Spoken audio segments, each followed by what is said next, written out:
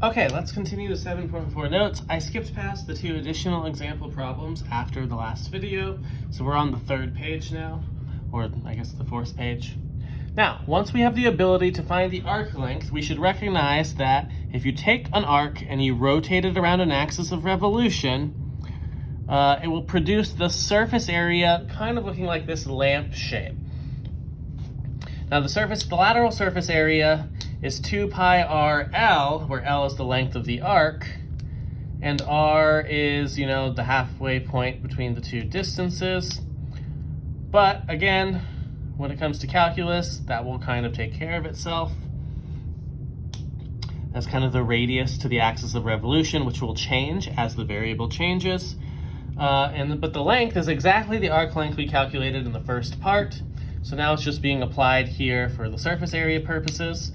So it turns into a Riemann sum, which turns into an integral. So generally speaking, let y equal f of x. If it has a continuous derivative on the interval, the area of the surface of revolution of revolving the graph about a horizontal or vertical axis is for 2 pi times the integral from a to b of the radius times the arc length. Now the radius is going to depend on what you rotate around. R of x is the distance between the graph and the axis. It could also be done in terms of y, here below. Generally speaking, if you're rotating around the x or y axis, your radius in terms of x will either be x or f of x. And we have a picture of this on the next page. Recognize that if you take this arc and you rotate it around the y-axis, any given point is x comma y or x comma f of x. The distance here to the axis of revolution is going to be x. But if you're rotating it around, say, the x-axis vertically, the distance is going to be y, which is f of x. So these problems set up pretty nicely. Find the area of the surface formed by revolving the graph of f of x equals x cubed on the interval 0, 1 around the x-axis. So this is our function. We're going around the x-axis, which means our radius is f of x. So that means our surface area here is going to be 2 pi times the integral from 0 to 1 of our radius times our arc length. Now we know that the arc length is 1 plus f prime of x squared. But our radius here, since we're going around the axis of revolution, the x-axis, is just going to be f of x, our function, which in this case is x cubed. Now I need f prime of x, which is an easy power rule derivative, 3x squared. And if you square 3x squared, that would be 9x to the 4th. So that's going to go in here. So our surface area is 2 pi times the integral from 0 to 1 of x cubed times the square root of 1 plus 9x to the 4th dx. To solve this, this is just a u substitution problem. If we let u equal our inside, 1 plus 9x to the 4th, then du would be 36x cubed dx. Lucky for us, we have an x cubed already sitting on the outside because that's the part we can't reproduce with the u substitution. So I'm missing the 36. But if I put a 36 on the inside, I need an over 36 on the outside. So that takes us to surface area equals 2 pi over 36 reduces to pi over 18 times the integral from 0 to 1 of 36x cubed times the square root of 1 plus 9x to the 4th dx. And now we can use our u substitution. Now the way that I like to write my bounds when I do that, you can change your bounds. I like to just write x equals 0 to x equals 1. It helps remind me that I need to go back to x. Generally, in case it wasn't a definite integral, reminds me that my bounds are in x. But now the 36x cubed dx becomes our du. And this just becomes the square root of u, or u to the 1/2 power, which is easy to integrate. This is pi over 18.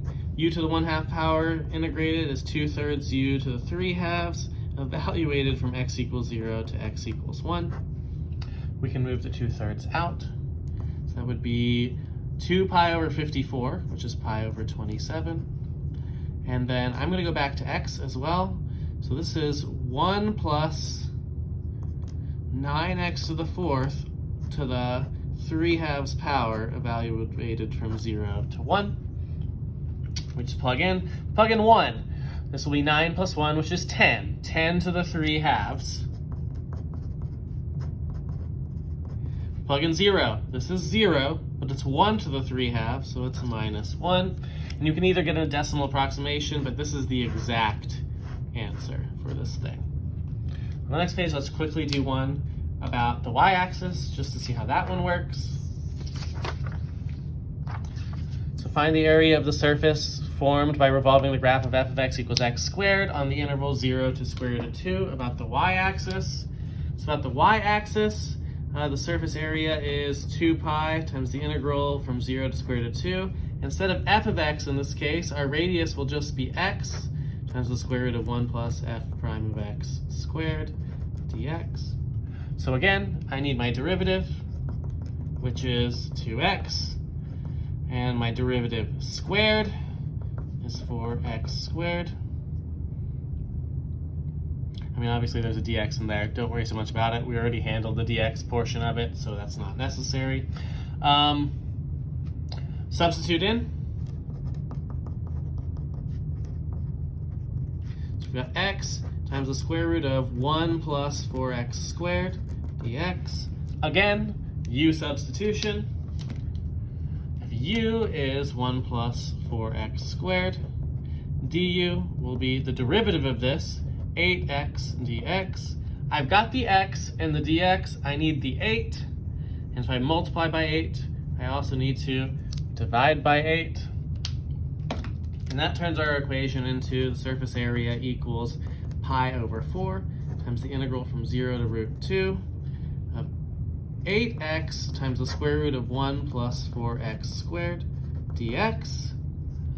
Then I can use my u substitution, which then means it's pi over 4 times the integral from x equals 0 to x equals root 2. 8x dx is consumed to be du, or converted. I like consumed, it's more fun. And then this is, again, just the square root of u, or u to the 1/2. It's almost the same integral as last time. Pi over 4 times 2/3 u to the 3/2, evaluated from x equals 0 to x equals root 2.